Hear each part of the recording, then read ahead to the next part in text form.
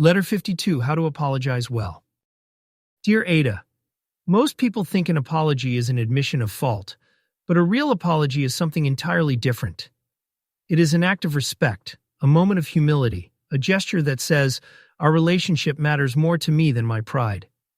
And yet, you will find that very few people know how to apologize well. Some become defensive. Some minimize. Some intellectualize. Some apologize only to restore comfort, not to repair connection. Some say sorry so quickly that it carries no weight. Some never say it at all. A good apology is not a performance. It is a practice of emotional maturity.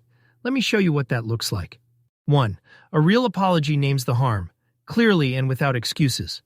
Not, I'm sorry you feel that way. Or, I didn't mean it like that. Or, I was just tired.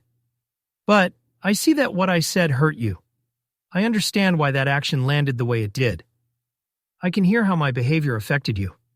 You cannot repair what you refuse to see. Naming the harm is what makes the apology real. 2. A real apology acknowledges impact, not just intention. Yes, you may not have meant to hurt someone. Most hurt isn't intentional. But intentions live inside you. Impact lives inside them. A real apology sounds like this. My intention wasn't to hurt you, but I see that I did, and that matters.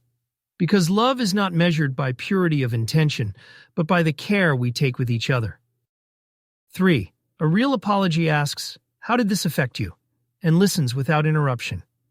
This is where most people fail. They want to skip the discomfort and get to reconciliation. But if you can sit with the truth of someone else's pain, with curiosity instead of defensiveness, you create the conditions for healing. Let them speak. Let them feel. Let them be human, and meet their humanity with yours. 4. A real apology expresses remorse without self-collapse. Remorse is not self-punishment. It is honest recognition. I regret this. I'm truly sorry. I wish I had handled it differently. Remorse without self-hatred is the sweet spot. You do not need to crumble to be sincere. You need only to be responsible. 5. A real apology includes a commitment to change. Specific, not vague. Not, I'll do better. Or, I won't do that again. But, I'm going to pause before reacting next time. I'll let you finish speaking before I respond. I'll be more mindful of how my tone affects you. I will not dismiss your feelings again. An apology without change is manipulation. Change without apology is avoidance. Together they form repair.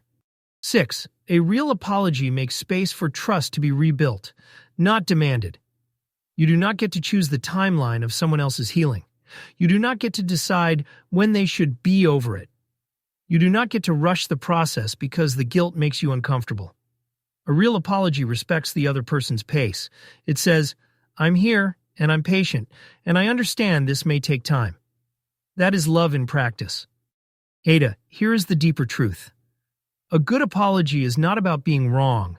It is about being responsible. Responsible for your words. Responsible for your impact. Responsible for the space between you and someone you care about. Apologizing well is one of the clearest signs of emotional adulthood. It strengthens relationships instead of weakening them. It builds trust instead of eroding it. It turns conflict into intimacy.